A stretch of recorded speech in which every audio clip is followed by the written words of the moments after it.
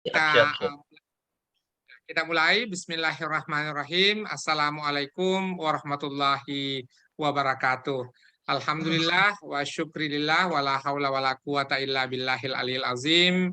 Di tengah-tengah pandemi sekarang ini kita senantiasa tetap sehat-sehat walafiat, diberikan anugerah kesehatan oleh Allah, Tuhan yang Maha Esa.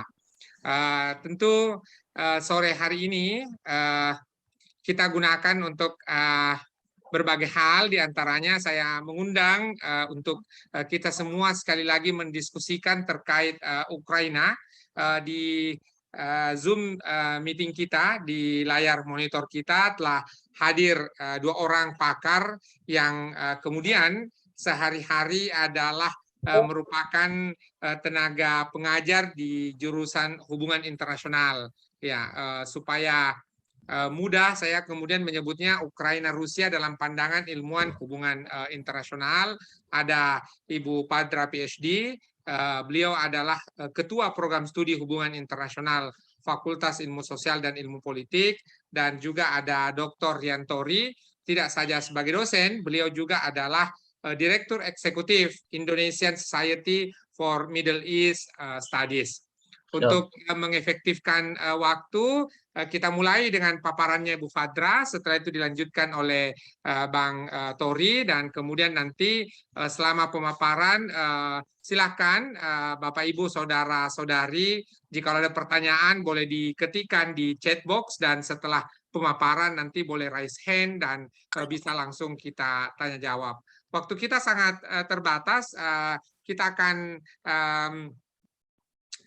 sedianya tadi kita mulai pukul 3 waktu Jakarta, namun karena kondisi teknis membuat jadi bermasalah.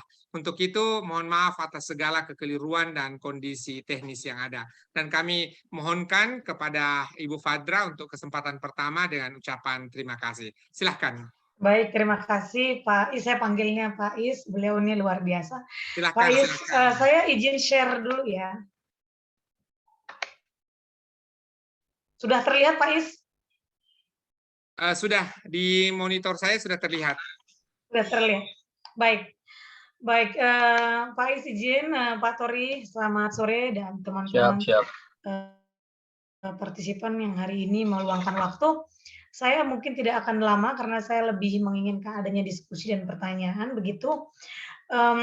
Sedikit saja tentang konflik Ukraina dan Rusia di sini. Sebenarnya saya mau mengatakan satu hal, bahwa ini sebenarnya adalah perang saudara, satu sejarah, satu bangsa, bertahun-tahun, berabad-abad bersama.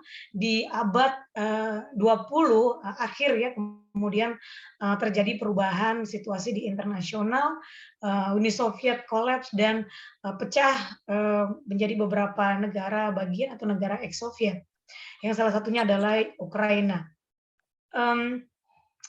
Maaf, ini agak internet saya bagus, Pak Is? Bagus, ya, terlihat dengan lancar di sini. Kita lanjutkan ya. Jadi ini sedikit tidak kalah ganteng sama Pak Is dan Pak Tori. Ada yang namanya Raja pertama Rurik.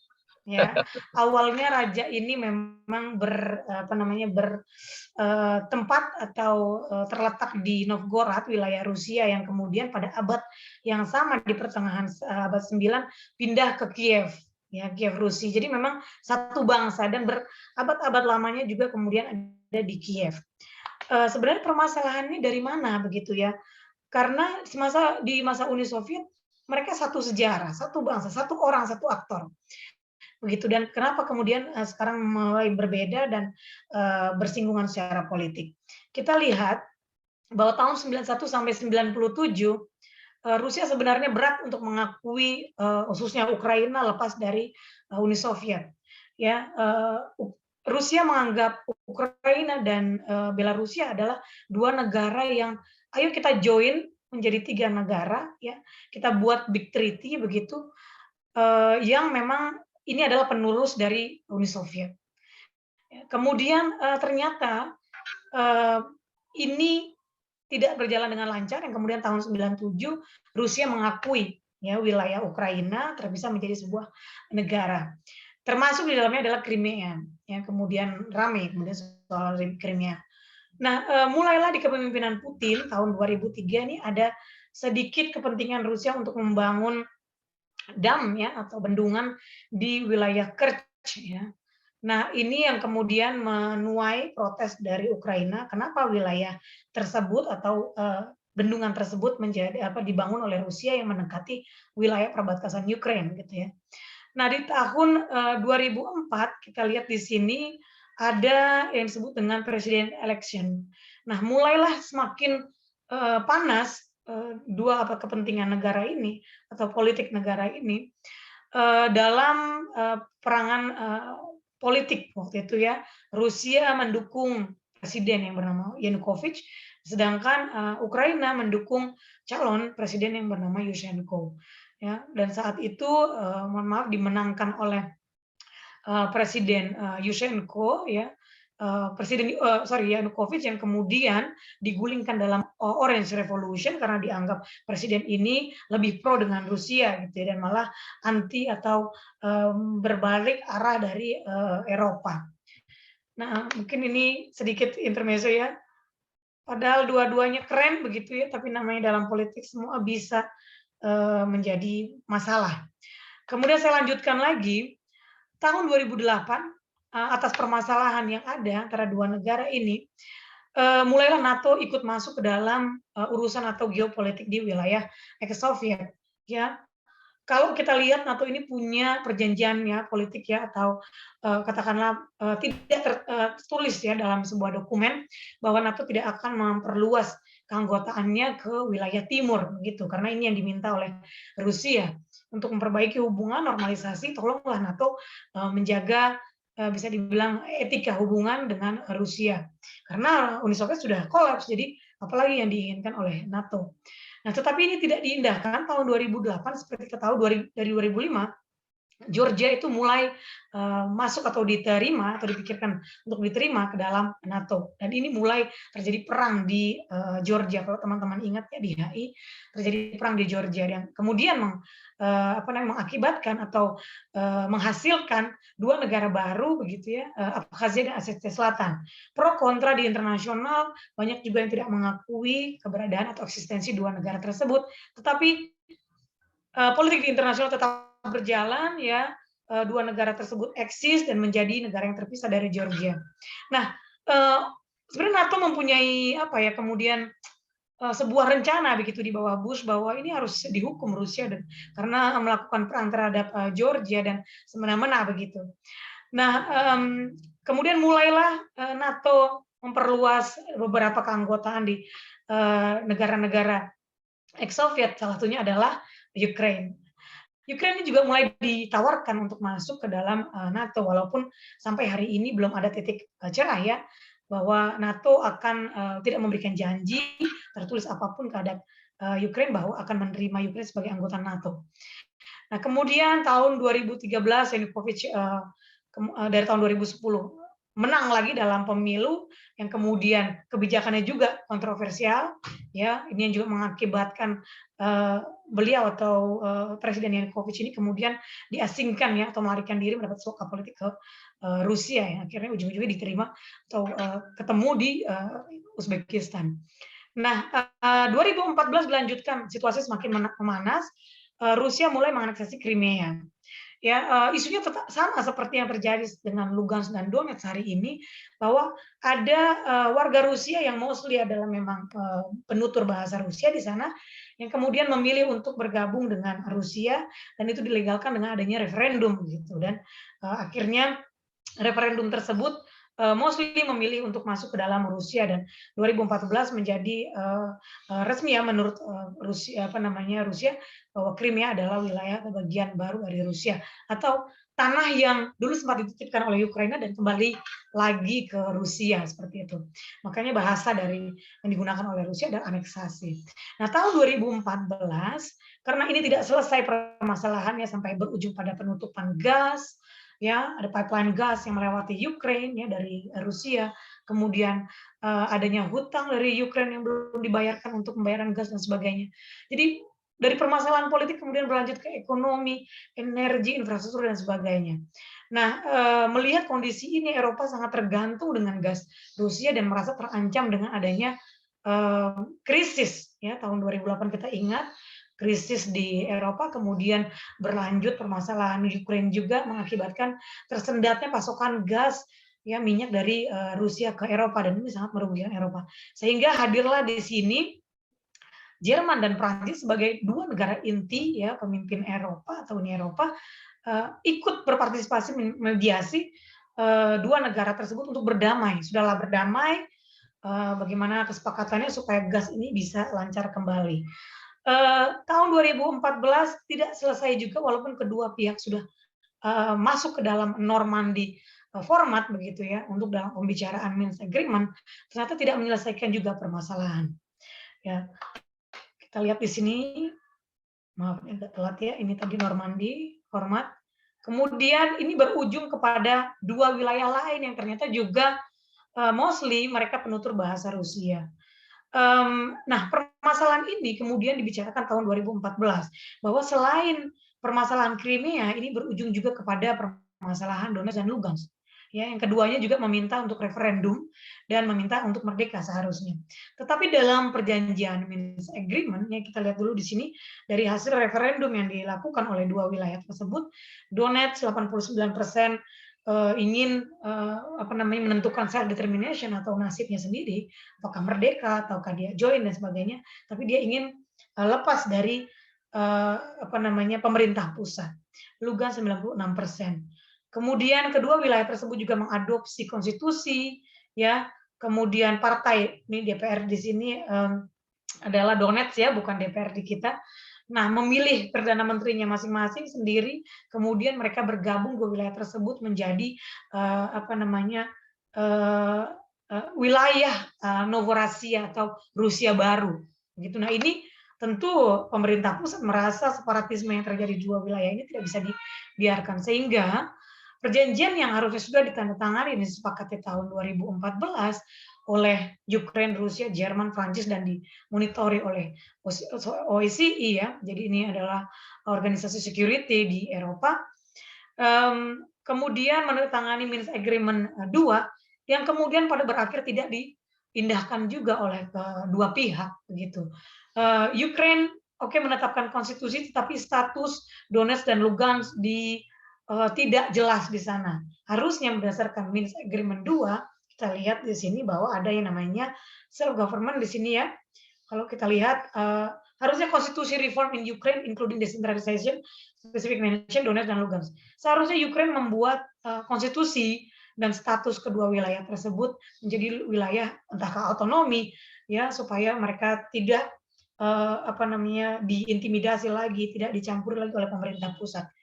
Tetapi 2014 sampai terakhir sebelum Rusia melakukan sebuah operasi militer begitu atau invasi, pihak Barat mengatakan demikian.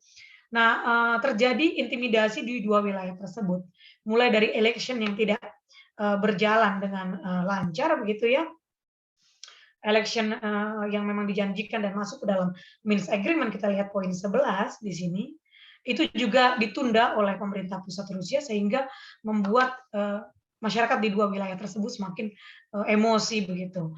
Nah, 2015 akhirnya terjadi election ya pertama Lugansk dan Donetsk dan hasilnya memang sedikit menurun tetapi tetap mostly mereka meminta untuk terpisah dari Ukraine. Ya, kalau kita lihat di sini ya dan pemilihan bisa dikatakan pimpinan ya bukan presiden, pimpinan dari dua wilayah tersebut juga sudah terpilih. Keduanya pro Rusia. Oke, kemudian sebenarnya apa yang menyebabkan terakhir Rusia melakukan operasi militer ataupun invasi ya di wilayah tersebut, atau di Ukraina ke Ukraina? Yang pertama adalah masalah utama atau klasik yaitu ekspansi NATO ya, keanggotaan NATO di wilayah timur Rusia. Yang kedua adalah tidak konsistennya Ukraine terhadap perjanjian Minsk Agreement 2. Ya. Yang salah satunya nomor 2, poin kedua ini kita bisa lihat bahwa demilitarisasi. Sebenarnya Rusia menginginkan dua wilayah itu tidak lagi ada tentara atau army dari pemerintah pusat. Ya, yang memang eh, dari 2014 dan sampai 2002 ini sayangnya tidak pernah terekspos ke media internasional, bahkan tidak sampai mungkin ke Indonesia juga ya. Sehingga orang tidak tahu sebenarnya yang terjadi di Lugansk dan Donetsk itu seperti apa. Dan kemerdekaan mereka sangat inginkan bertahun-tahun begitu ya, tetapi tidak bisa akomodir dengan baik oleh Ukraina. Bahkan beberapa pimpinan dari dua wilayah Donetsk dan Lugansk ini banyak yang hilang dan ditemukan kemudian akhirnya terbunuh. Nah, yang ketiga adalah Rusia dalam politik konsep politik nasionalnya, politik negaranya, dia mencantumkan bahwa melindungi atau membudayakan bahasa Rusia. Sehingga kalau ada penutur atau bahkan warga negara Rusia di sana yang penutur bahasa Rusia wajib dilindungi. Ya, sehingga ketika ada isu 2014 bahasa Rusia mulai dipinggirkan atau tidak lagi digunakan, nah orang-orang yang penutur bahasa Rusia ini merasa kerepotan karena mereka tidak bisa berbahasa Ukraine, hanya berbahasa Rusia, sedangkan bahasa Rusia tidak diakomodir di pemerintahan, di sekolah-sekolah, ya, kemudian di masyarakat. Sehingga diskriminasi ini sangat terlihat jelas begitu. Dan ini juga menjadi alasan dua wilayah tersebut tidak merasa satu lagi dengan Ukraine, sehingga menginginkan untuk adanya kemerdekaan atau self determination. Nah, yang keempat adalah ya tadi ya, mengulang dari yang poin kedua, komitmen. Rusia menginginkan Ukraine untuk kembali lagi komit dengan adanya poin-poin dalam Minsk Agreement 2.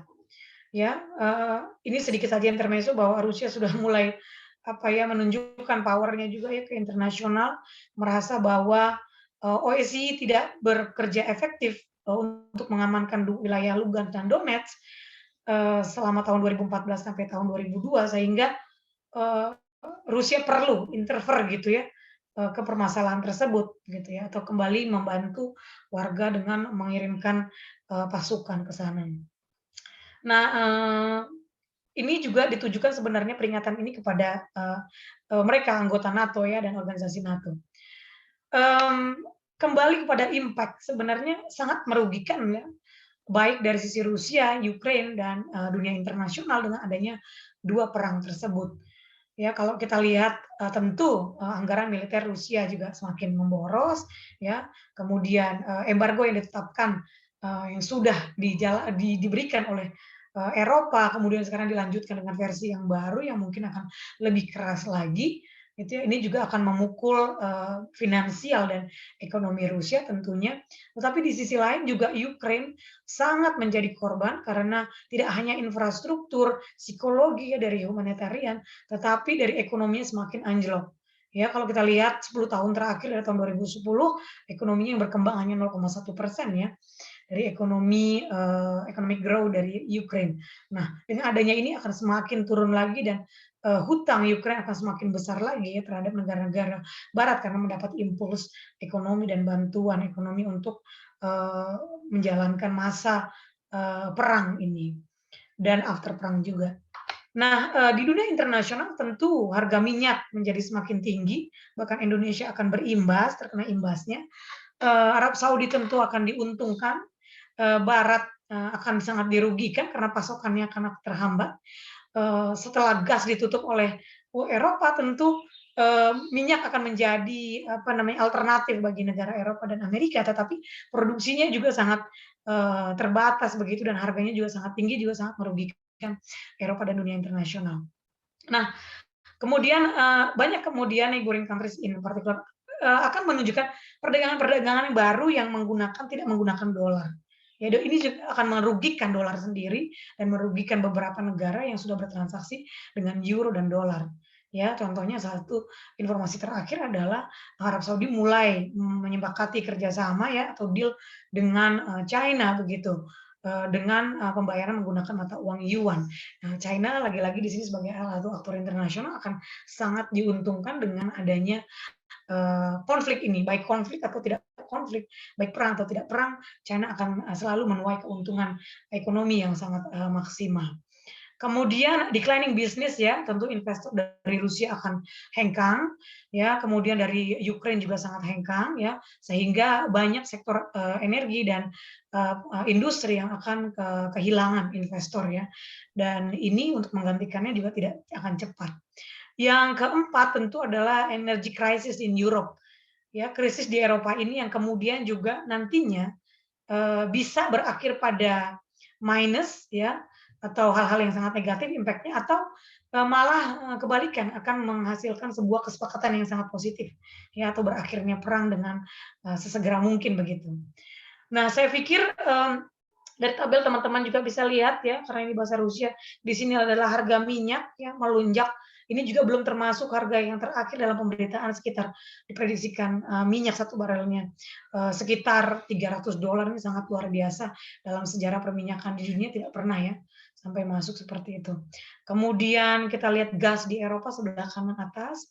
Kemudian gandum yang belakangan ini Ukraine mengangkat isu tersebut sebagai ancaman dunia internasional bahwa ada pasokan gandum yang akan sangat berimbas bahkan menjadi krisis di dunia. Kemudian kita lihat di sini harga metal ya, harga metal atau logam yang akan sangat juga terpengaruh. Saya pikir dari saya Pak Is itu saja. Saya membuka pertanyaan mungkinnya setelah Pak Is mempersilahkan. Terima kasih. Terima kasih Bu Fadra. Alhamdulillah kita mulai mendapatkan gambaran utuh sebenarnya kenapa mereka terjadi perang di tengah kemudian kita selalu mengkampanyekan kedamaian dan justru negara bertetangga, bersaudara, serumpun ya, dan mereka memiliki sejarah yang sangat panjang sebagai tetangga justru bertengkar hari ini. Ya. Tahan dulu pertanyaannya, kita masih ada Bapak Dr. Riantori yang juga adalah dosen hubungan internasional dan beliau adalah Direktur Eksekutif ISMES. Nanti setelah paparan dari Bang Riantori, lalu kemudian Bu Fadra dan silakan kita buka sesi raise hand ataupun pertanyaan sudah boleh diketikkan di kolom chat. Silakan Bang Riantori dengan ucapan terima kasih. Oke, baik, terima kasih Pak. Saya manggilnya Syekh ini sebenarnya. Saya biasa manggil beliau Syekh ini karena ilmunya banyak dan kecakapannya banyak ini. Amin, amin ya rabbal alamin. Suara saya jelas? Jelas sekali Bang, lanjut. Oke, baik, terima kasih. Assalamualaikum warahmatullahi wabarakatuh. Selamat sore. Waalaikumsalam. Teman-teman sekalian. Walaupun tadi kita ada terkendala ya, kita memang maklum lah di zaman Zoom segala macam ini, walaupun memudahkan tapi terkadang memang ada juga masalah, tapi kita jalankan saja. Nah, tadi Ibu Bapak, teman-teman sekalian sudah mendengarkan paparan dari kolega saya ya, Ibu Fadra PhD ini, terkait tentang konflik dan bagaimana dampaknya Rusia-Ukraine. Nah, saya mencoba untuk masuk dari angle yang lain, lebih ke arah ilmu HI-nya ya, kalau diizinkan ini. Untuk menghemat waktu, saya izin share screen. Syekh, boleh? Silakan. Sudah di set co-host. Oke. Muncul? Ada Rusia-Ukraine konflik, silakan. Oke, baik. Saya beri paparan saya. Mungkin nanti saya agak nggak semuanya ya. Saya bunyikan, nanti kalau teman-teman ada yang berminat bisa kontak saya. Atau mungkin nanti saya titip di Syekh Ismail ya, untuk bahan diskusi lanjutan. Ini saya beri judulnya bagaimana membaca konflik Rusia-Ukraine ini dengan kacamata studi hubungan internasional gitu. Karena memang sesuai dengan ini, apakah bergerak layarnya? Oh, bergerak ya. Karena sesuai dengan topik besarnya yang diberikan adalah tentang bergerak, silakan Bang. Pandangan. Ini saya juga sebenarnya kemarin mau protes nih. Ini judulnya bombastis juga, pandangan ilmuwan. Tapi ya udahlah, saya aminin aja dah. Kalau Syekh kan kalau udah ngomong pasti bagus lah, makbul ya. Mudah-mudahan bermanfaat ya ilmunya. Ilmuwan hubungan internasional. Kita sama-sama belajar lah. Nah, terus kemudian struktur pemaparannya ada 3 sebenarnya. Satu, saya mau menekankan Ukraine nih. Karena kalau Rusia, saya nyerah deh sama Bu Fadra deh. Karena beliau ini sebenarnya separuh Rusia ini sebenarnya. Tapi kalau Ukraine kan mungkin kita semua belum kenalan ya. Nanti kita kenalan sedikit lah. Terus kedua, nah ini tadi seperti saya singgung, dari kacamata HI-nya gitu. Walaupun nggak banyak ya, tapi sekedar mengingatkan karena saya lihat juga di sini banyak teman-teman yang masih mahasiswa. Mudah-mudahan nanti benar-benar jadi akademisi. Kita coba pegang konteks HI-nya. Nah, terus yang ketiga ini nanti buat diskusi aja, jadi saya memantik saja nanti ya.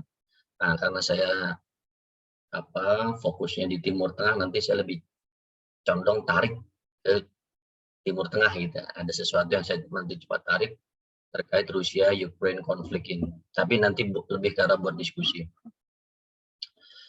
Oke, terus nah ini juga mengingatkan kita semua, terutama teman-teman mahasiswa ya, bahwa metode itu penting. Nanti buat yang mau menyusun karya tulis, kurang lebih ketika berbicara metode itu langsung to the point aja ya. Mungkin juga di sini ada yang mau nulis skripsi, nggak ada salahnya saya ingetin ya. Jadi jangan kemudian misalnya ada tulisan metode penelitian kualitatif menurut metode kualitatif ada, itu saya kira tidak perlu. Yang dimaksud dengan metode itu ya apa gitu yang Anda mau lakukan. Seperti saya kasih contoh di sini, misalnya saya menggunakan sumber data sekunder. Nah, dari mana saja? Apakah nanti ada, saya mohon maaf ya, saya tidak ada wawancara, tapi saya dapat dari beberapa sumber. Nah, kayak gini-gini, mungkin ini kelihatan sepele, tapi ini penting buat kita agar menjaga nuansa akademik. Nah, ini nanti bisa dilihat lebih lanjut. Nah, saya mulai dengan berkelana Ukraine ya. Dan nanti saya punya pertanyaan yang mungkin kalau teman-teman bisa jawab, saya kasih hadiah buku nih. Saya punya 2 ya buku, 1 atau 2 lah. Nah, nanti kalau ada yang bisa jawab, bisa kontak saya langsung. Ada di PowerPoint saya ya, kontak saya terkait ya nanti dengan apa yang kita diskusikan. Saya punya kebetulan bikin sama teman-teman saya, termasuk Pak Ismail juga nih, saya beberapa pernah ada proyek bikin buku sama beliau. Nah, dari segi nama ya, ternyata kalau diterjemahin Ukraine ini unik nih, artinya on the edge, artinya di tepian gitu, di pinggir ya. Jadi ini nanti teman-teman mungkin kalau lagi parkirin mobil temennya gitu, kalau temennya udah di pinggir, bilang, hati-hati mobilmu Ukraine gitu, bilang. Mobilmu berarti udah di pinggir dan nanti hati jatuh. Kendaraanmu tuh sudah di Ukraina. Maksudnya apa? Maksudnya udah di pinggir gitu. Kenapa? Dipahami on the edge.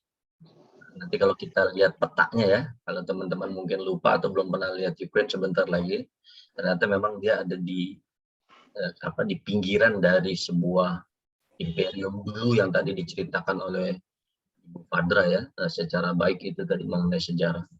Jadi on the edge, itu juga ada sedikit historisnya.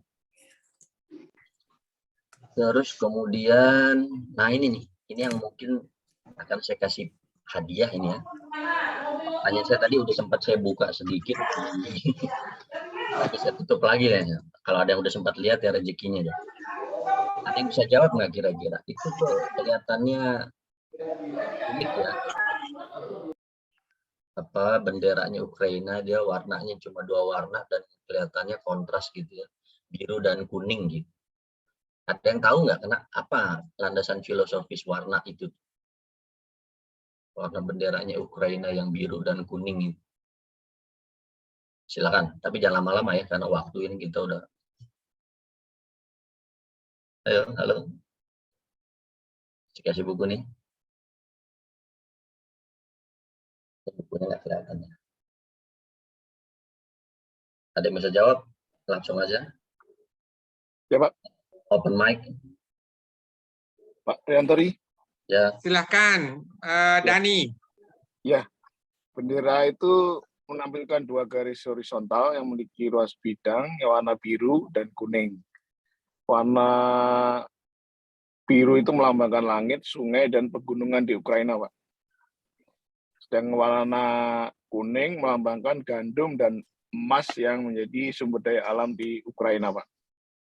Gitu, oke, coba kita buktikan ya. Wah, ternyata jawabannya 100 nih.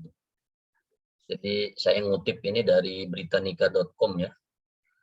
Jadi simbolisme dari warna biru sama kuning itu luar biasa. Blue skies over golden wheat. Jadi memang beberapa waktu lalu kita dapat info katanya pasokan gandum dunia bermasalah ya, karena memang ternyata Ukraina ini luar biasa dia dengan produksi gandumnya itu, dan itu kemudian disimbolisasi lewat flagnya itu ya. Jadi blue skies over golden wheat fields, ladang gandum. 100 buat Mas Dani, nanti kontak saya ya kalau kenal sama saya. Nanti WA aja, saya kasih buku. Jadi itu teman-teman, ternyata Ukraina ini penghasil gandum ya. Kalau Indonesia kan katanya penghasil kelapa sawit ya.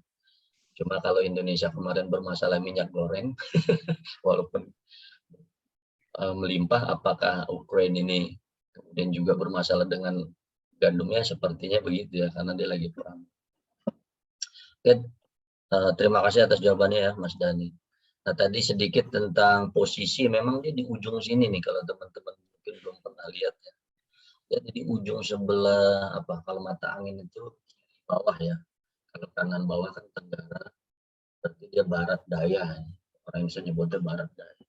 Dia ada kemudian laut hitam ya.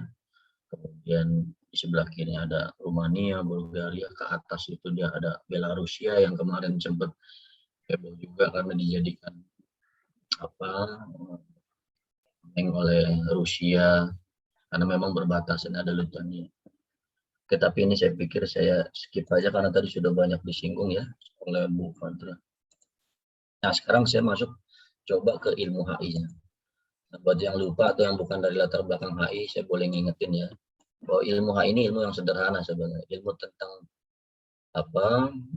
aktor ya, mempelajari perilaku aktor gitu. Karena dia memang basicnya ilmu sosial, tapi yang bikin keren itu sebenarnya walaupun dia ilmu sosial itu dia nuansanya internasional gitu, aktor di dunia internasional aja gitu. Sebenarnya ya perilaku aktor gitu, seperti lazimnya ilmu sosial yang lain. Kalau sosiologi kan aktor di dalam masyarakat, antropologi aktor di dalam suku bangsa, kebudayaan gitu. Kalau ini dalam konteks arena transaksi internasional. Jadi ilmu tentang perilaku aktor gitu. Nah, beberapa guru saya dulu bahkan menyederhanakannya, karena biasa kalau orang udah cerdas itu bisa menyederhanakan. Untuk profesor-profesor saya bilang ilmu H ini ilmu tentang 2C, atau bahkan kalau saya 2K. Ilmu tentang perilaku aktor dalam melakukan hubungan yang bersifat kerjasama atau hubungan yang bersifat konfliktual.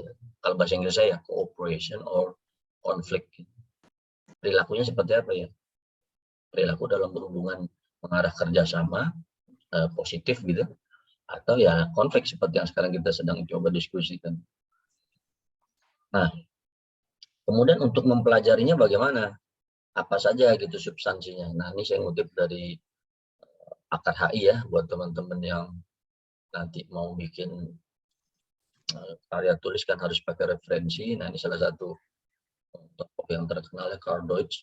Ini sebenarnya ada 12 ya substansi studi menurut beliau yang saya suka gini. Jadi saya pilih beliau. Walaupun mungkin ada pakar lain yang memilih. Tapi dari kisaran 12 ini saya mau membacakan satu saja yang terkait erat dengan topik kita hari ini ya, yang nomor urut. Nanti selebihnya teman-teman bisa baca sendiri. Bocor gitu. Nah, ini yang nomor 9 ya teman-teman. Jadi Pak Deutsch ini menyatakan salah satu substansi penting HI adalah terkait dengan persepsi dan ilusi. Perception and illusion. Apa maksudnya? Jadi belajar HI itu belajar tentang bagaimana kita mempertanyakan perilaku para pemimpin atau warga suatu negara memandang bangsa-bangsa yang lain. Jadi tidak hanya negara, bisa dipulas jadi bangsa. Kapan kemudian persepsi itu muncul terhadap bangsa atau negara lain? Kemudian persepsi tersebut apakah bersifat realistik atau sekedar ilusi? Ini kalau kita nanti coba tarik ya ke dalam studi kasus Rusia sama Ukraina, apakah masing-masing negara itu memiliki persepsi satu sama lain, dan ketika persepsi tersebut ada gapnya, yang terjadi kira-kira konflik ini akan bersifat panjang atau pendek. Nah, kurang lebih seperti itu kalau kita coba nanti analisis. Terus kemudian lebih lanjut lagi, seberapa sering para negarawan di dalam suatu negara membuat keputusan-keputusan yang penting terkait dengan perang dan damai, tapi, nah ini menarik ini, tapi berdasarkan persepsi pemahaman atas fakta yang salah. Nah ini tugas kita semua nih. Tadi Bu Fadra sudah mencoba menganalisis, tapi pertanyaannya adalah apakah fakta yang kita lihat ini, kita tidak rasakan langsung, itu adalah fakta yang benar atau fakta yang salah. Nah ini menurut Pak Deutsch ini sangat penting di dalam kajian HI. Dan kemudian nanti bisa berimbas kepada kesalahan-kesalahan yang lebih jauh mengenai persepsi, cara pandang ya, menilai, penilaian, mempersepsikan sesuatu. Nah, sesudah kita melihat substansi HI ya, salah satunya seperti itu. Ini tadi seperti saya bilang ada 12 tapi saya skip aja. Saya coba masuk mengingatkan teman-teman semua bahwa di dalam kajian HI ini, kalau tadi persepsi ya, ini tolong dibedakan ya, jangan sampai kecampur baur. Ada teori dan perspektif dari ilmu yang lain juga sama ada. Dan ini sangat luar biasa penting ya, apalagi teman-teman yang lagi ngambil mata kuliah teori, hati-hati, teori itu dengan perspektif dia satu paket ya, diawali dengan perspektif kemudian teori. Saya coba ambil ilustrasi seperti ini nih teman-teman. Ketika kita melihat gambar ini, kalau teman-teman nggak teliti, ini dilihat dari angle ya, angle itu perspektif dari sudut pandang kita nih. Kita seakan-akan melihat ada manusia yang berwajah seperti anjing, betul ya? Tentu saja bukan. Tentu saja bukan. Ini adalah seorang wanita dengan anjing yang kebetulan duduknya berdekatan, tapi kita lihat dari suatu sudut pandang tertentu yang kemudian seakan-akan ini adalah manusia berwajah anjing. Ini teman saya waktu itu ngirim ya, dan saya kemudian saya terinspirasi untuk menjadikan ini buat bahan kita diskusi terkait perspektif. Nah, apakah kemudian perspektif yang kita gunakan untuk melihat sesuatu itu bisa bermasalah atau tidak apa-apa, pakai aja perspektif apapun. Misalnya kita kaitkan sekarang ke HI. Oh, saya Pak mau pakai perspektif ada istilah realis, mau pakai perspektif liberalis, pakai perspektif strukturalis, itu kalau HI ya. Atau kalau lebih luas lagi, misalnya saya melihat ini dari perspektif sejarah Pak. Saya mau bahas dari perspektif hukum. Pertanyaannya, apakah perspektif tersebut bagus semua, benar semua? Atau kita harus hati-hati. Nah, dari gambar yang kita lihat ini, dari sekarang berarti kita harus hati-hati memilih perspektif yang akan kita gunakan. Sebab kalau tidak, akan terjadi dari sebuah ilusi. Yang kemudian lebih jauh lagi terjadi kesalahan pengambilan keputusan, yang kemudian tadi malah menimbulkan kalau dalam HI harusnya nggak perang jadi perang gitu. Itu kita harus hati-hati teman-teman. Ya, perspektif. Nah nanti teman-teman tolong, atau yang mungkin bukan dari keluarga HI, itu tadi ada istilah realis, ya ada istilah liberalis, itu dalam melihat sebuah fenomena HI, bagaimana aktor tadi itu melakukan hubungan tidak ada perspektif. Nah, kita harus hati-hati. Nah, kemudian perspektif itu turun menjadi teori biasanya ya. Teman-teman yang latar belakang akademik mungkin pernah tahu nih, saya kasih ilustrasi contoh misalnya. Oh, ini tambahan dulu tentang perspektif ya. Ini supaya kita secara nasionalisme kita tetap terjaga nih. Saya mengutip pahlawan-pahlawan kita. Pangeran Diponegoro dulu ya oleh Belanda kan dianggap sebagai pemberontak ya oleh Belanda. Menurut kacamata Belanda, kaum ekstremis. Tapi kemudian oleh rakyat beliau pada waktu itu, maksudnya di Jawa Tengah ya, di Jogja, kemudian oleh bangsa kita dan negara kita di kemudian hari, beliau kemudian dihormati sebagai pahlawan nasional. Padahal orangnya sama itu, tapi perspektifnya beda. Perspektif kita dan perspektif Belanda. Nah, begitu pula tokoh-tokoh kita yang lainnya, ada Pak Matulesi, Pak Jonan. Ini lagi-lagi example mengenai perspektifnya. Jadi teman-teman hati-hati, perspektif kita ini harus kita yakini dulu. Nanti di akhir ya, sebagai kesimpulan saya mau memberikan gong ya, terkait perspektif yang baik itu seperti apa. Mudah-mudahan saya benar. Tapi kalau salah nanti tolong saya tolong didiskusikan aja, diingatkan. Nah, kalau teori itu sendiri ya, ini cepat aja ya, karena ini waktu kita terbatas. Nah, kalau teori itu sendiri adalah alat atau toolsnya. Sudah kita punya perspektif yang bagus melihat sesuatu, kita harus punya alatnya. Itu namanya teori. Untuk melihat, nah bisa bersifat deskripsi, teori tersebut kita nanti gunakan untuk menjelaskan eksplanasi atau prediksi. Ini saya pikir saya bisa skip aja karena sangat teknis ya. Nah, saya kemudian mau menambah satu lagi, yaitu terkait bagaimana ketika saya nih mencoba menganalisa, ya kan? Kalau ada masalah kan harus dibahas dong, harus dianalisa dong, supaya jawabannya itu kita harapkan benar. Nah, ada yang dikenal dengan namanya unit, ada beberapa referensi bilang tingkat ya. Saya lebih senang pakai tingkat karena sekaligus saya mau mengenalkan kepada kita semua, orang Indonesia itu ternyata juga ada tokoh HI. Jadi nanti teman-teman kalau milih referensi jangan pakai referensi barat terus. Kita punya tokoh Pak Mokhtar Masud ya, ini beliau dari UGM. Ada Pak Jono Sudarsono ya. Nanti untuk yang mungkin kuliah sama saya bisa saya bantu kasih referensi. Nah, ini saya kutip satu aja Pak Mokhtar Masud. Jadi beliau bilang ketika kita mencoba menganalisa sesuatu dari kacamata HI, kita harus bisa menyederhanakannya. Nah, ini saya sangat setuju nih. Katanya sih ciri orang cerdas itu ya teman-teman ya, sesuatu yang rumit itu jadi mudah. Ingat kan dulu Einstein ya, ketika beliau cuma bikin rumus E sama dengan MC kuadrat gitu dong terus. Tapi itu rumus tentang alam semesta, tentang energi, tentang fisika yang rumit. Nah, jadi harus disederhanakan. Nah, bagaimana menyederhanakannya? Kita gunakan tingkat analisa. Nah, tingkat analisa menurut beliau penting. Kenapa? Karena pertama, sebuah fenomena, sebuah peristiwa sama nih seperti Ukraina sama Rusia, bisa saja ternyata memiliki lebih dari satu faktor penyebab dan kita sepakat. Jadi Bu Fadra menjelaskan ada faktor mineral ya, ada ekonomi, bahkan juga teman saya yang dari kajian keamanan bilang, oh ini mah kerjaannya industri-industri pembuat alat-alat militer nih biar laku gitu. Namanya konsepnya military industrial complex. Jadi perang itu katanya yang terjadi secara alamiah, tapi ada yang dibuat supaya apa? Supaya kemudian produk militer itu laku gitu. Salah atau betul? Itu adalah upaya untuk menganalisa.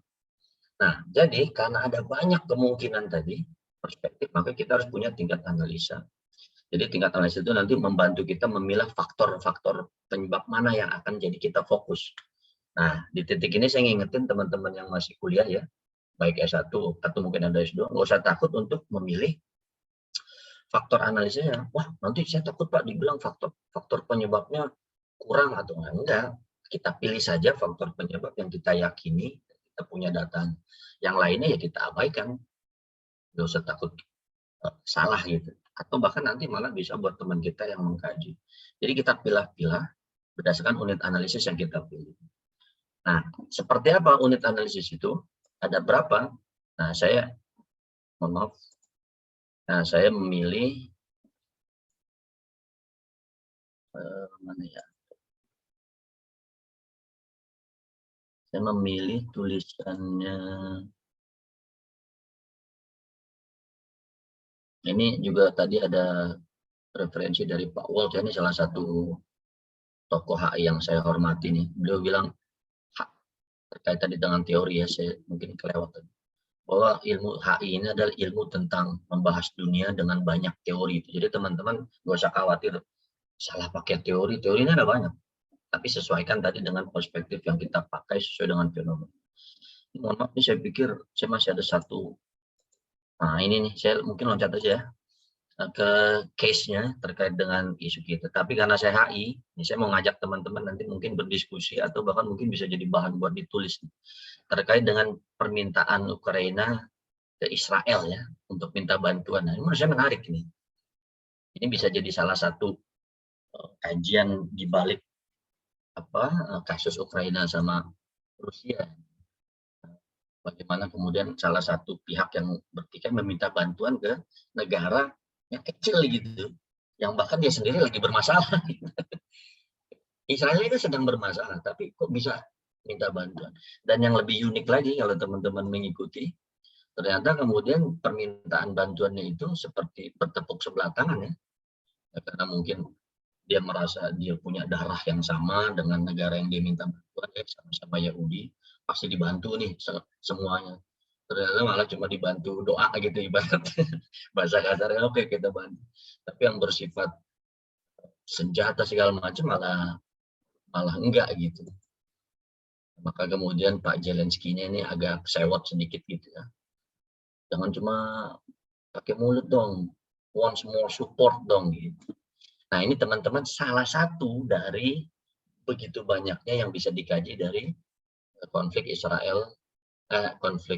Ukraina sama Rusia. Nah itu tadi kembali ke kajian HI ya. Kita pilih saja yang kita bisa kaji dengan perspektif yang kita yakini, sudut pandang kita. Kalau saya kan Timur Tengah nih, saya mau lihatnya dari sudut perspektif Timur Tengah. Nah, saya coba fokus ke situ. Nanti teman-teman ya harus coba itu juga. Jadi jangan istilahnya mentang-mentang Ukraina sama Rusia lagi konflik, semuanya kita coba kaji. Nah, menurut pakar-pakar itu nanti malah tidak bagus. Nah, kenapa saya mendorong seperti itu? Nah, karena ini teman-teman, saya punya golden assumption ya, sekali kesimpulan buat menyimpulkan ini. Jadi dengan kita punya satu kajian, teman kita yang lain punya satu kajian, maka suatu saat saya berharap ya, studi HI akan mendapat kejelasan yang baik ketika perspektif yang kita gunakan. Ini maksudnya lebih jauh lagi, kajian yang kita gunakan itu diberlakukan sudah mencapai sampai derajat 3D. Nah, ini nanti mungkin kalau ada yang mau nanya buat diskusi, saya serahkan ya buat diskusi. Dan bahkan akan sangat baik kalau sampai mencapai derajat 4D. Apa yang maksud dengan 3D dan 4D ini? Saya pikir nanti ya buat bahan diskusi kita saja. Saya pikir itu Syekh Ismail, spasibo, diakuyu ya, spasibo ini bahasa Rusia, diakuyu bahasa Ukraina. Thank you very much. Terima kasih. Assalamualaikum warahmatullahi wabarakatuh. Waalaikumsalam warahmatullahi wabarakatuh. Terima kasih Bang Tori dan Bu Fadra yang telah mengantar diskusi kita. Paling tidak ini kita tidak melihat hanya perangnya ya, tetapi juga melihat bagaimana tadi diawali oleh Bu Fadra bahwa pertengkaran antara Ukraina dan Rusia sejatinya adalah negara bertetangga, satu rumpun, satu keluarga, lalu kemudian dilanjutkan dengan beberapa penjelasan kesejarahan sehingga mereka sampai hari ini. Kemudian yang kedua, untuk memperluas dan membuat pandangan kita tidak hanya menggunakan satu kacamata saja, tadi Bang Tori sudah memberikan bahwa ada perspektif yang boleh jadi tergantung di mana kita berdiri. Kalau suka dengan sesuatu, maka tentu cara pandangnya akan berubah. Silakan Bapak, Ibu, Saudara-saudari, mudah-mudahan waktu kita mencukupi dalam 30 menit ke depan. Kita akan mendiskusikan apa yang menjadi pertanyaan, apa yang menjadi bagian-bagian yang kira-kira kita bisa eksplorasi lebih jauh lagi. Pertanyaannya boleh raise hand, boleh juga diketikkan di chat box. Ini Yuni Hayati sudah raise hand, silahkan Yuni, lalu dilanjutkan dengan Angga. Mohon maaf Pak, saya atas nama Welvin Sarumaha Pak. Ya, Yuni Hayati dan Welvin Sarumaha, silahkan. Ya, dilanjutkan Angga dan Claudio, silahkan. 3 orang penanya dulu. Baik, terima kasih Pak. Saya Welvin Putri Prilyani Sarumaha dari Universitas Profesor Dr. Mustopo. Izin bertanya kepada Ibu Fadra. yang menjadi pertanyaan saya adalah dari persoalan atau konflik antara Rusia dan Ukraina ini, kita tahu bahwa betul bahwa itu mempengaruhi atau mempunyai dampak yang sangat besar sekali. Tapi yang menjadi pertanyaan saya,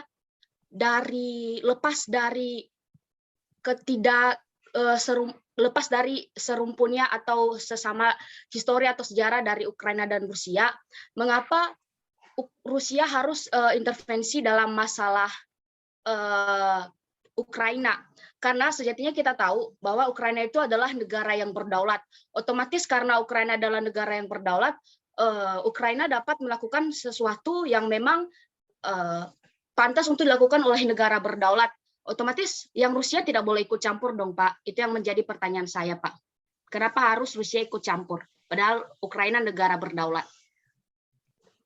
Terima kasih, Pak. Terima kasih, Welvin. Pertanyaan yang bagus sekali. Paling tidak menggali informasi dan seterusnya sehingga kita bisa lebih eksplor. Silakan selanjutnya, Angga.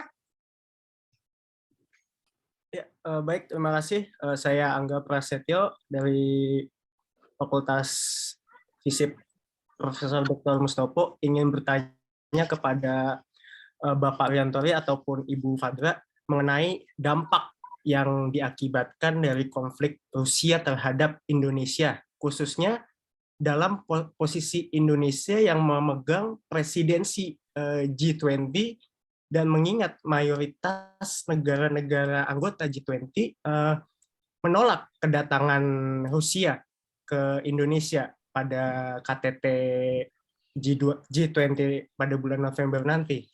Dan juga saya melihat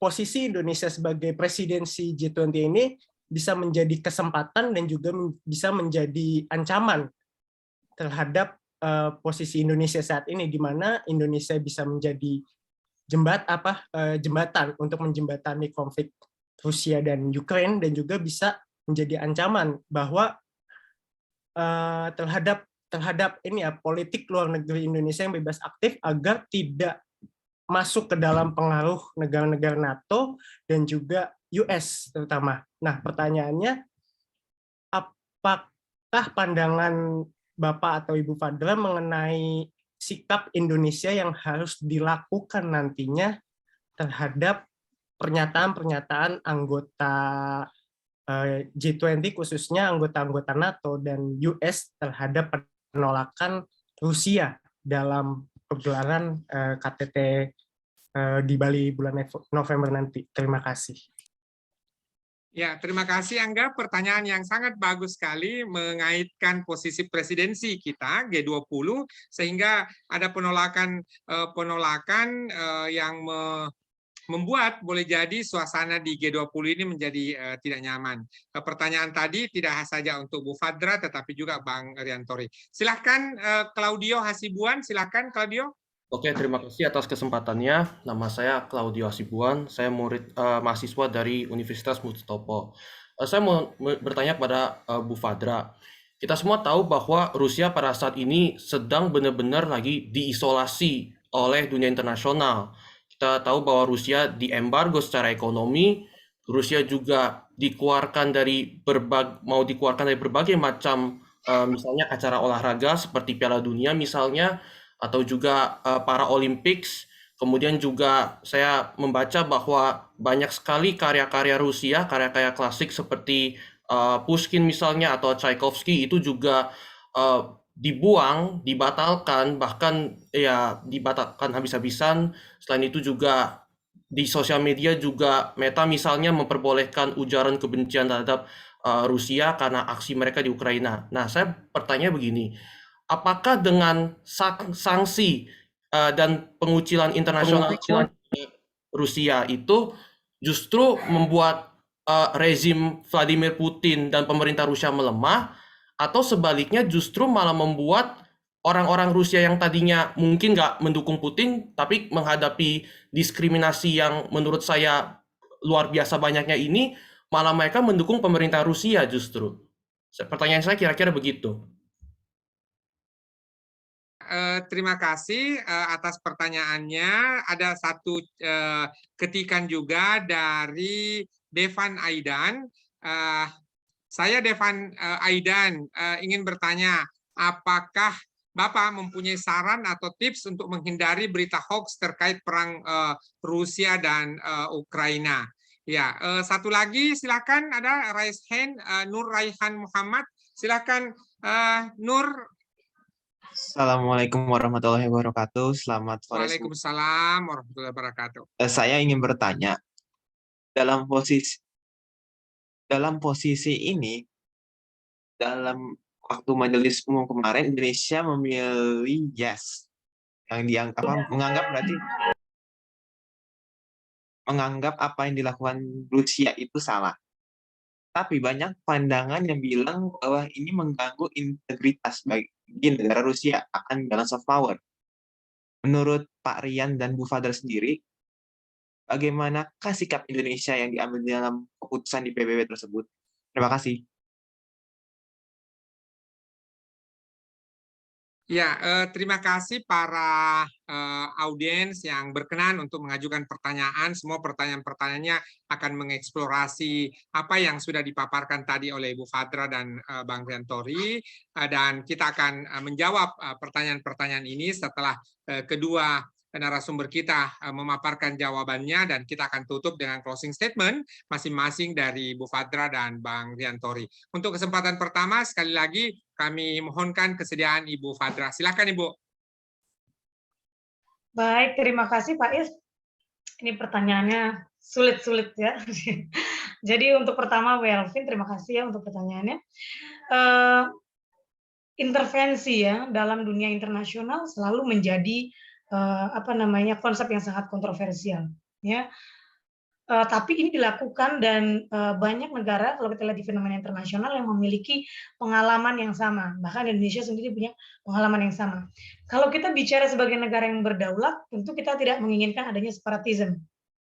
Tetapi negara asing yang tidak berada dalam posisi kita, posisi negara tersebut, tentu akan mengkritisi apa yang kita lakukan sebagai pemerintah pusat sebagai tindakan yang sangat represif.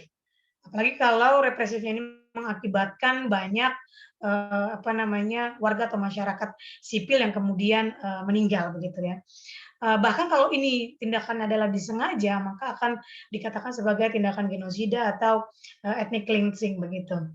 Ini pernah terjadi di Serbia, di masalah Kosovo ya, Bosnia Herzegovina, pernah terjadi juga di Indonesia, di Timur-Timur, pengalaman pahit kita. Tapi saya ingin mengambil Indonesia sebagai contoh satu, bahwa ketika kita diintervensi oleh asing, ditekan oleh asing, tahun 99 kita ingat, ada satu hal yang kita lakukan bukan karena intervensi tersebut, tetapi kita dengan besar hati bisa mengakui atau mengindahkan sebuah referendum tersebut. Berat ya bagi Indonesia waktu itu. Jadi dengan referendum tersebut, nah mengapa di sini Rusia mengintervensi begitu ya negara yang berdaulat seperti Ukraine? Kalau tidak ada perjanjian Minsk Agreement, saya pikir Rusia tidak berani ya untuk serta-merta hanya menginvasi tanpa alasan gitu ya, atau karena perkara kecil terhadap Ukraine.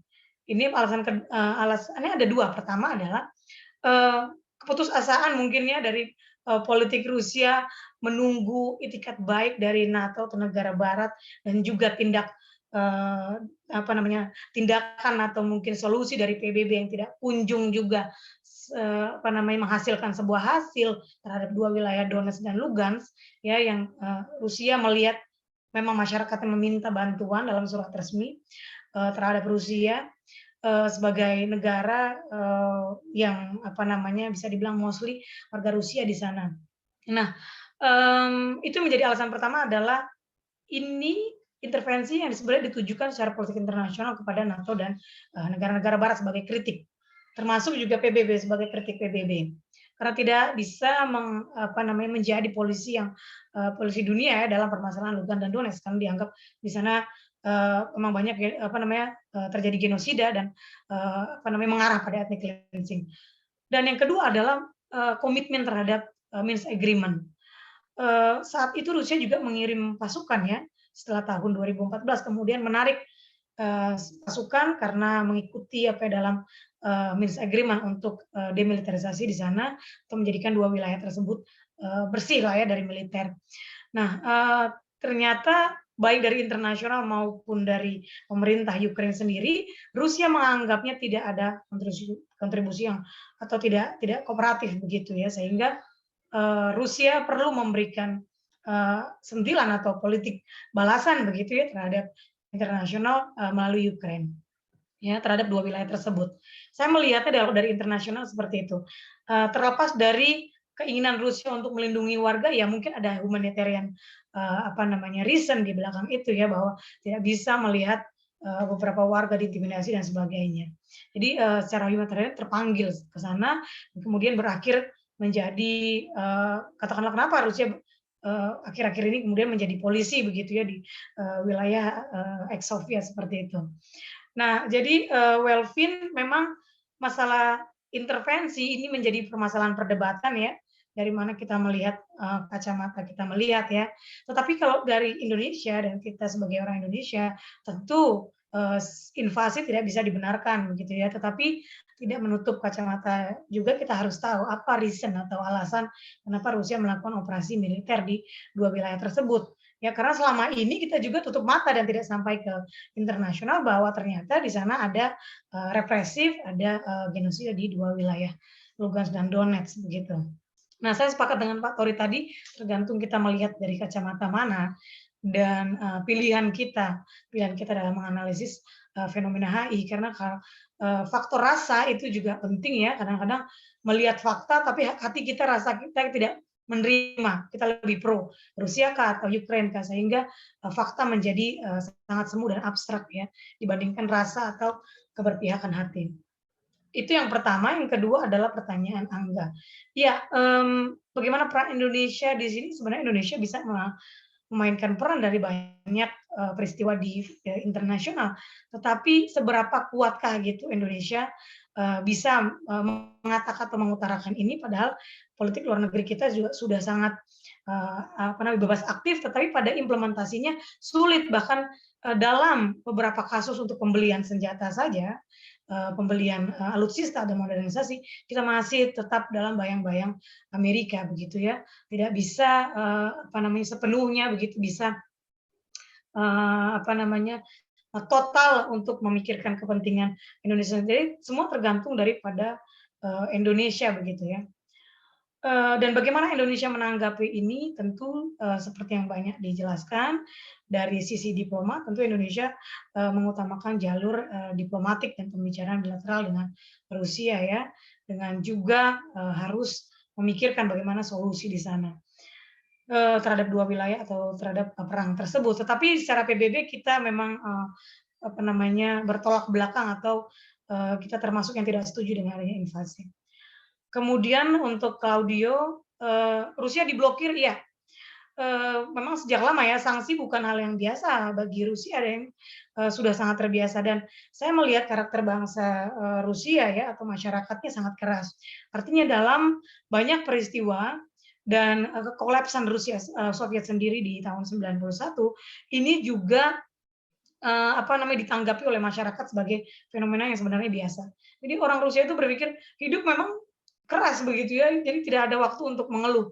Jadi dengan kondisi apapun yang terjadi saat ini sudah dipikir biasa.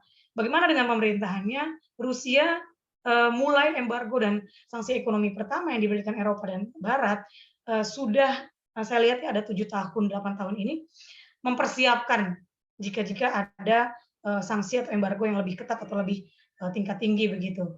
Sehingga mulailah industrinya dijalankan, diperkuat, ekonominya juga, dan mulai beberapa kerjasama tidak lagi menggunakan dolar supaya tidak ketergantungan.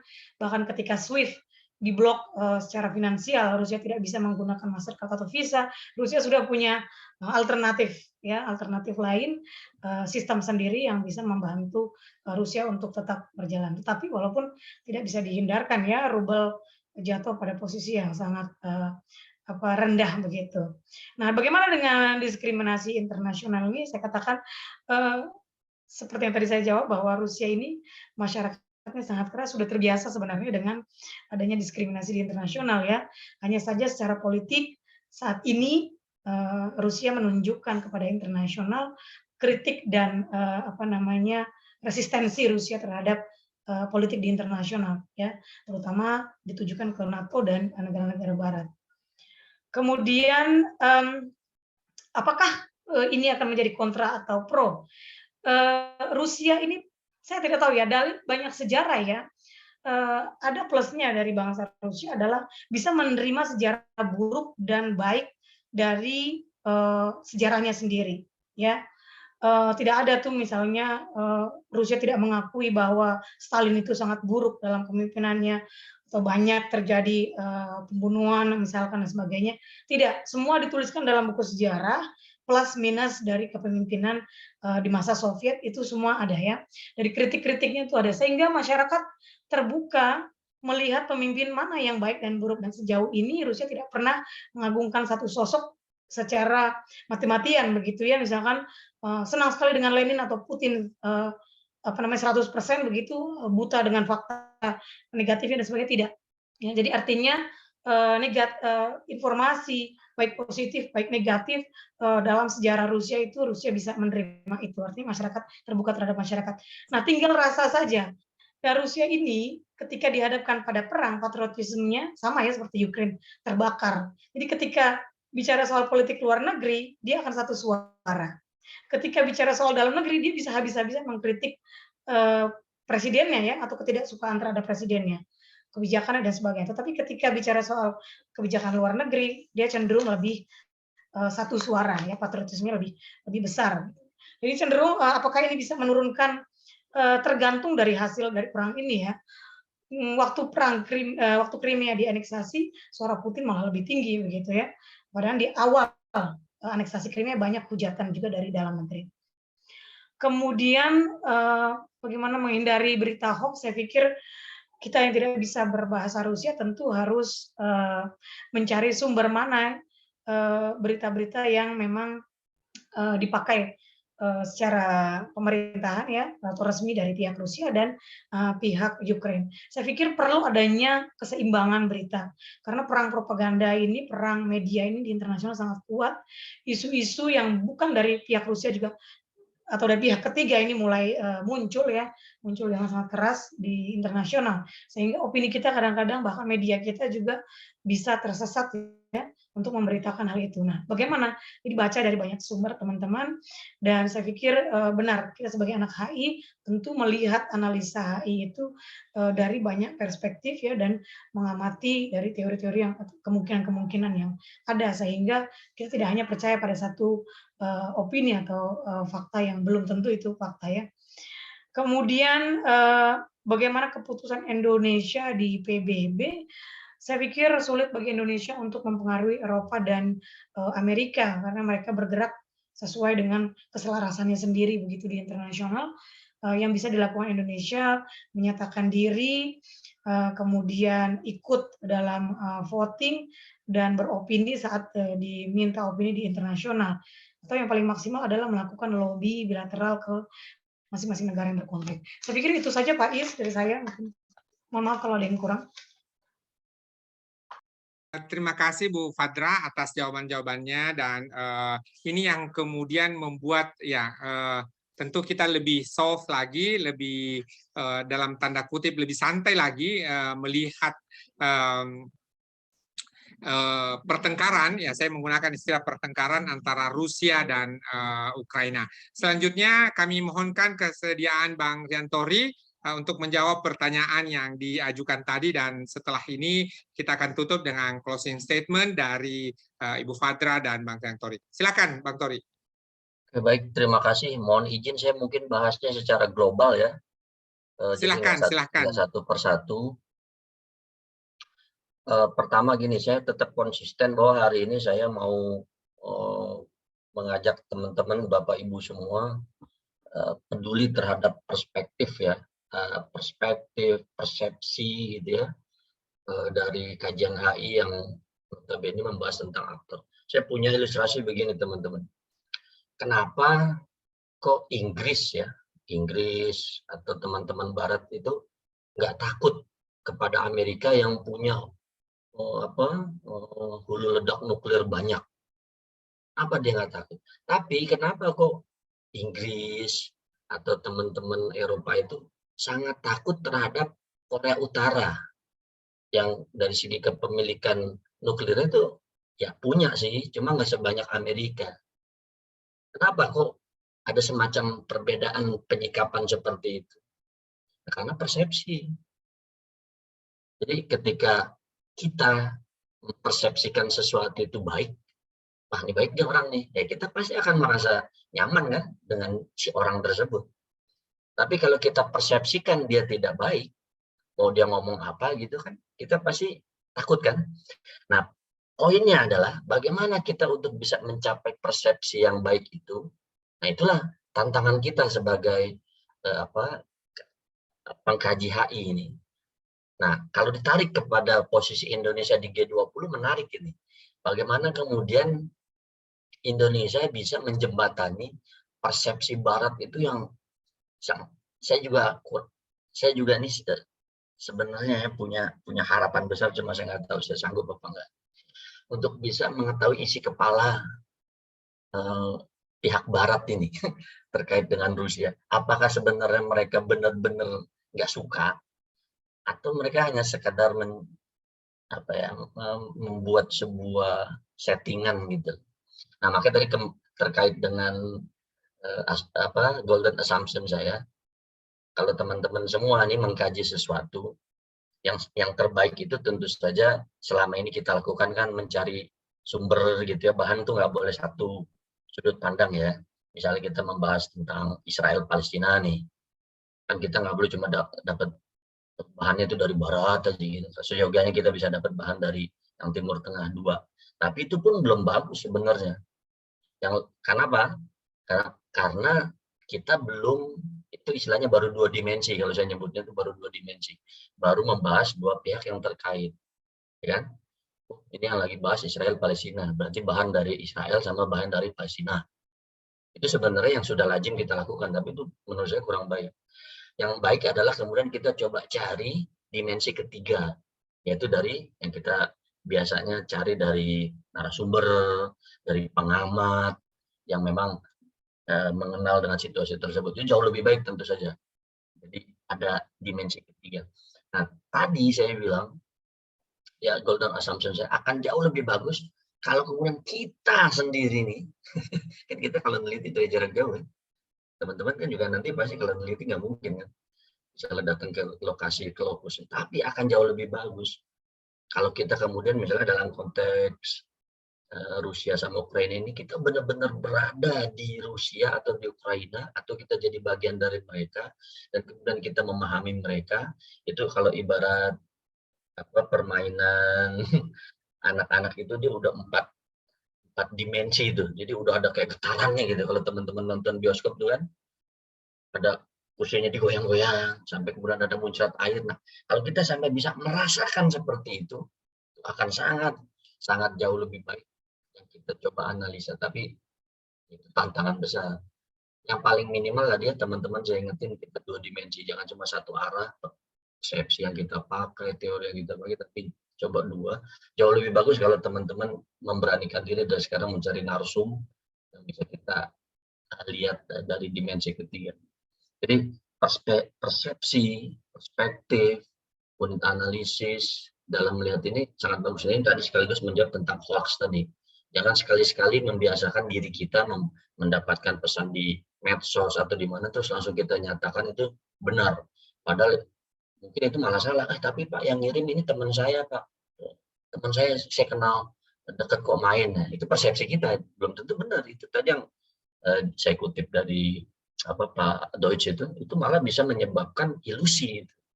Ya, harus ada kemudian pembandingan. Nah, satu lagi mungkin jawaban saya terkait dengan posisi Indonesia ya. Wah, kalau saya sih maunya nih, ini jadi momentum besar yang diberikan oleh Tuhan ini.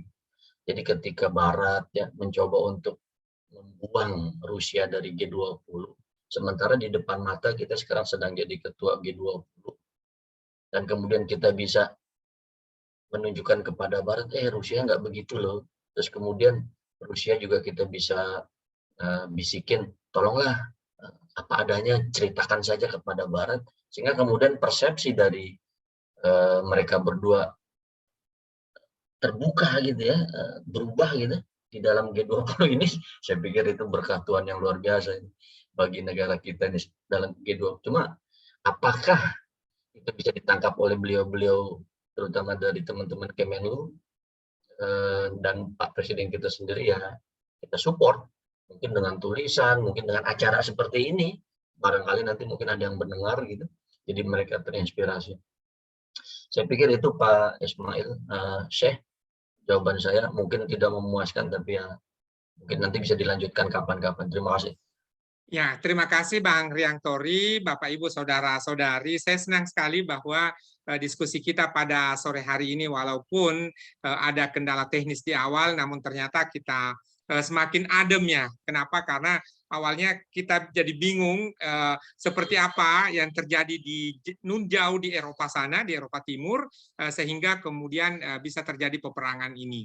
Dan saya dalam satu kesempatan berkunjung ke Vladivostok, ya orang Rusia itu dalam tanda kutip dingin, ya mungkin karena cuacanya memang dingin dan sebagainya, namun mereka tidak seemosional kita yang ada di Asia Tenggara atau tidak seekspresif. Jadi boleh jadi ini dugaan saya, ini baru rasa-rasanya, bukan data-datanya. Ini Rusia sudah gregetan gitu menahan kesabarannya selama ini, sehingga wah tidak ada pilihan lain deh, kita kirim operasi militer ke sana.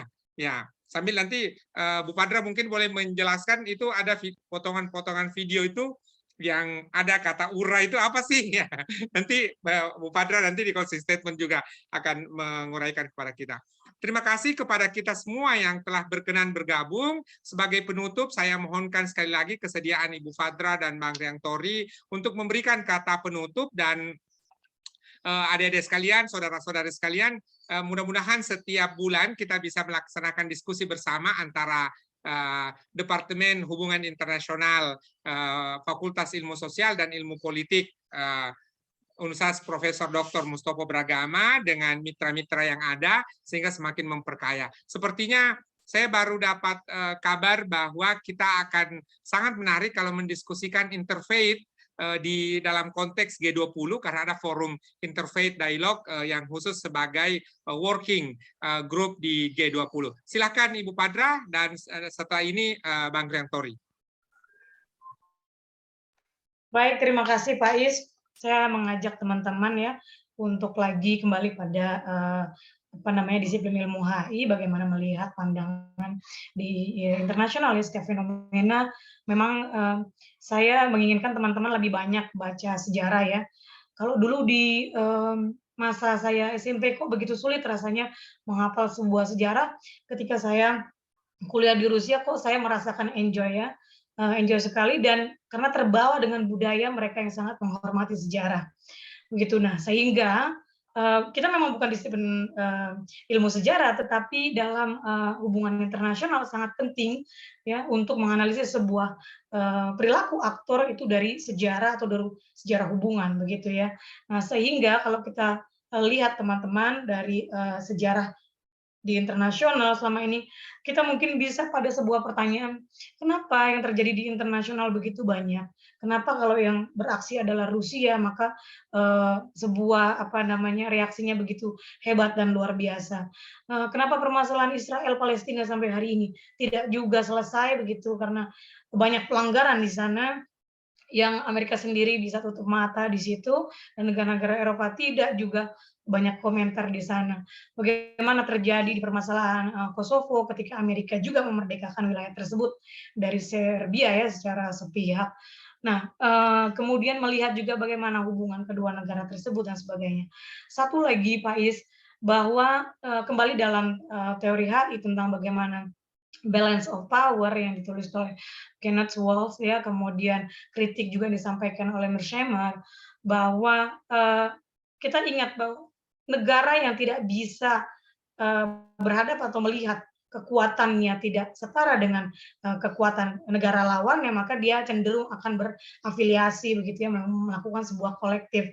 Nah, saya melihatnya adalah ketika abad 19 Rusia pernah menjadi negara yang sangat berjaya selain Inggris, se-Eropa, bahkan di internasional ya sedunia.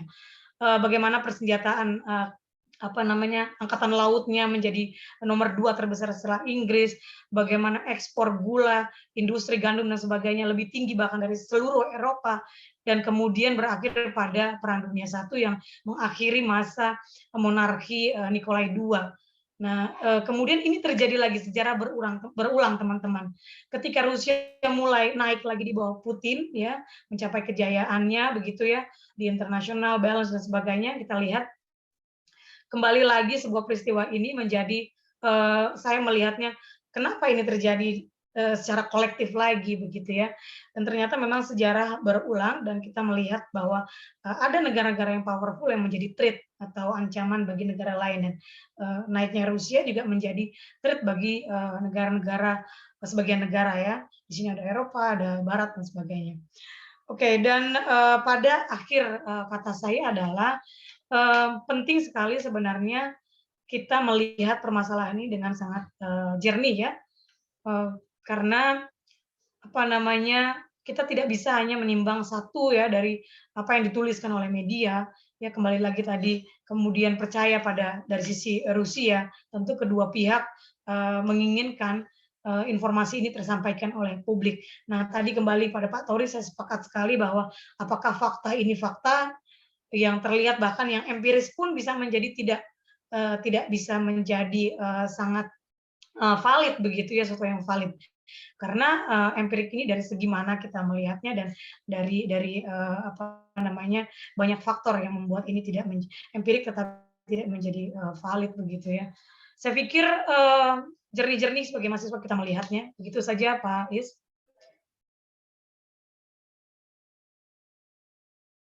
Terima kasih Bu Fadra.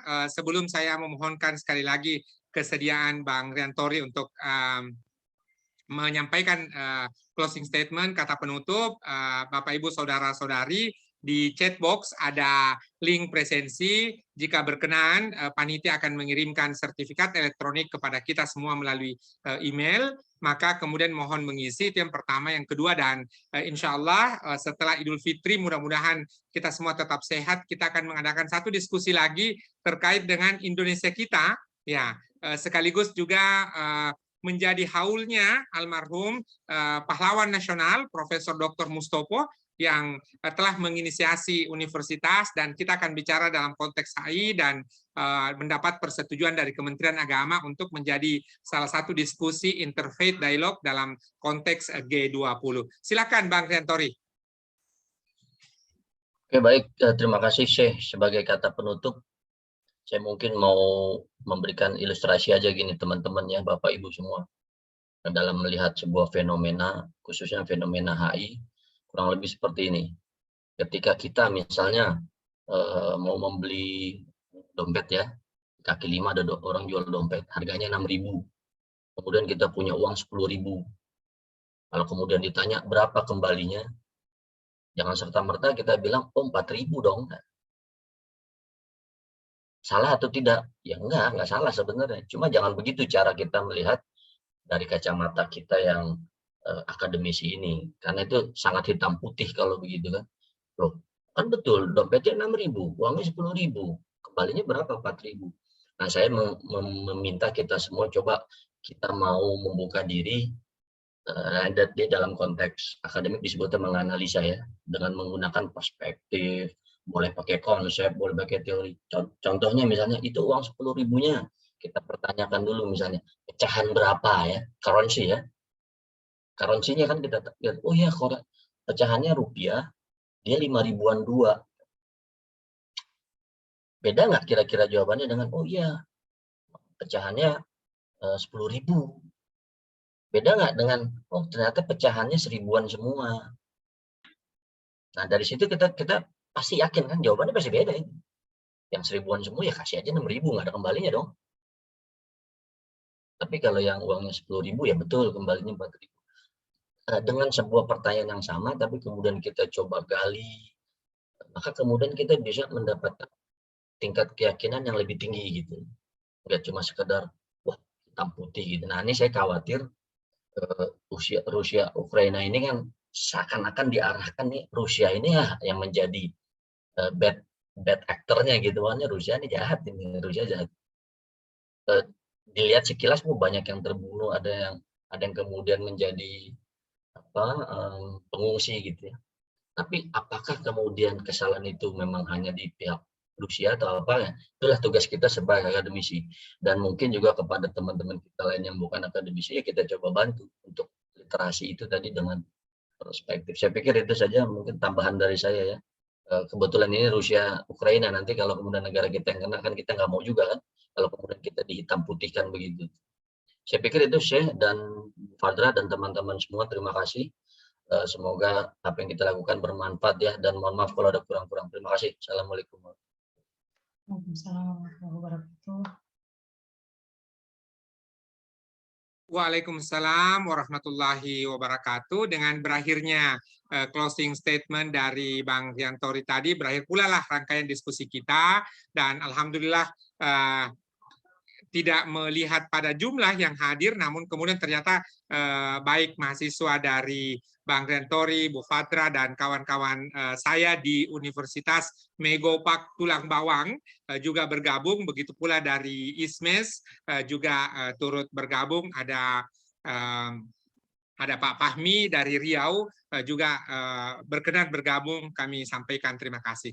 Demikian Bapak Ibu Saudara-saudari diskusi kita, mudah-mudahan apa yang terjadi di Ukraina dan Rusia sana segera berakhir, dan tentu secara langsung ini ternyata berdampak tadi sebagaimana dikemukakan oleh dua narasumber kita, sehingga kemudian kita perlu menggunakan iman yang terlemah, mendoakan semoga masalah ini cepat selesai. Demikian bagi kita yang Muslim, saya mengundang untuk kita tutup dengan sama-sama membaca hamdalah. Alhamdulillahirabbil alamin. Terima kasih atas kesediaan kita semua. Mohon maaf atas segala kekurangan, termasuk di awal tadi ada kendala teknis, dan alhamdulillah tidak mengurangi jalannya diskusi kita pada sore hari ini. Sekian, billahi taufiq wal hidayah. Wassalamualaikum warahmatullahi wabarakatuh. Selamat melanjutkan aktivitas. Selamat bagi yang di Indonesia Timur, di Papua sudah mau salat maghrib. Terima kasih Bu Fadra, Bang Riantori, Bang Fahmi, dan semuanya. Kita lanjut insya Allah nanti dialognya. Ini dapat undangan dari IF20 dan G20 untuk kita diskusikan. Ada Bu Irma, terima kasih Bu Irma. Bu Irma, makasih Bu Irma bergabung. Ya, sama-sama Mbak Fadra, Pak Riantori. Selamat melanjutkan aktivitas semuanya.